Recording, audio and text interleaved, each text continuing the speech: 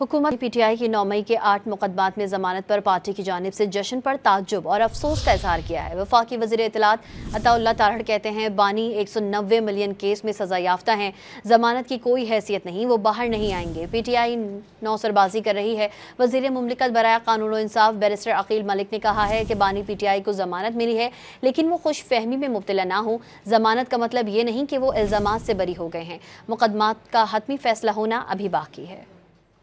अफसोसनाक अमर है कि जब आपको 14 साल की सजा हो जाए, कन्विक्शन हो जाए आपकी, और उसके बाद आप एक बेल मिलने के ऊपर इस तरीके से सेलिब्रेट करें। बेल मिलना क्या अक्विटल है, क्या आज आप बरी हो गए? इसका जवाब है नहीं। बानी चेयरमैन पीटीआई 190 मिलियन पाउंड के केस में जब कैद हैं तो बेल से फर्क कोई नहीं पड़ता। ये जो सेलिब्रेशन हो रही है ये अपने आप को ही बेवकूफ बना रहे हैं। ये अब छोटी छोटी चीजों पे नौसरबाजी करके गुजारा कर रहे हैं। सुप्रीम कोर्ट ने आज 9 मई के 8 मुकदमात में बानी पीटीआई को जमानत दी है।